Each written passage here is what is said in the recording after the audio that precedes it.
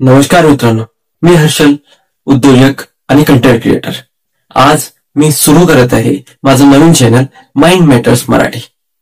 या चॅनल आणि इंस्टाग्राम पेजवर आपण बोलणार आहोत सायकोलॉजी, डिप्रेशन, अँगर मॅनेजमेंट आणि मेंटल हेल्थ बद्दल. तुम्हा सर्वांचं स्वागत आहे या नवीन प्रवासात. कधी विचार केलाय का, आपलं मन, आपली प्रत्येक भावना, निर्णय आणि सवयी या कुठून येतात? उत्तर अगदी सोपं आहे, आपला मेंदू. आज आपण सुरुवात करूया ह्युमन ब्रेनची अद्भुत दुनिया शोध.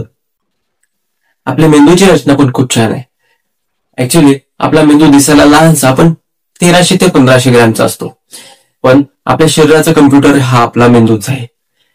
याचे 3 मुख्य भाग असतात.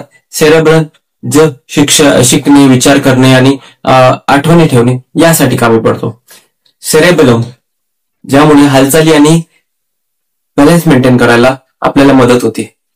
आणि तिसरा राहतो ब्रेनस्टेम, जो श्वास, झोप, हृदयाचे ठोके यासारख्या मूलभूत गोष्टीवर लक्ष ठेवतो. आपल्या मेंदूत 1 अब्जाहून जास्त न्यूरॉन्स आहेत. हे न्यूरॉन्स एकमेकांना सिग्नल पाठवतात.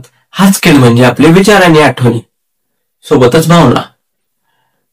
जसं गरम वस्तूला हात लावल्यावर लगेच मागं घेणं हा ब्रेनचा सिग्नल आहे.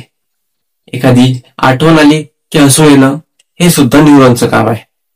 ब्रेन आणि इमोशन्स पण आपल्याला महत्वाचे असतात. आपल्या भावना कंट्रोल करणारे केमिकल्स आपल्या काही बॉडीमध्ये असतात. त्यापैकी एक म्हणजे डोपामाइन, जो आनंद आणि मोटिवेशनसाठी यूज होतो. सेरोटोनिन मूड बॅलन्स करतो. कॉर्टिसोल स्ट्रेस हॉर्मोन आहे. आणि ऑक्सिटोसिन लव्ह आणि बॉन्डिंग मॅनेज करतं. म्हणूनच मेडिटेशन, व्यायाम आणि जवळच्या लोकांसोबत वेळ घालवला तर आपण पॉझिटिव्ह फील करतो. ब्रेन स्ट्रॉंग ठेवण्याचे काही उपाय, ज्यापैकी व्यायाम, आहार, झोप, नवीन काही शिकणं आणि मेडिटेशन जर आपण केलं तर आपला ब्रेन तंदुरुस्त राहतं. मित्रांनो, आपला मेंदू खरंच जादुई आहे.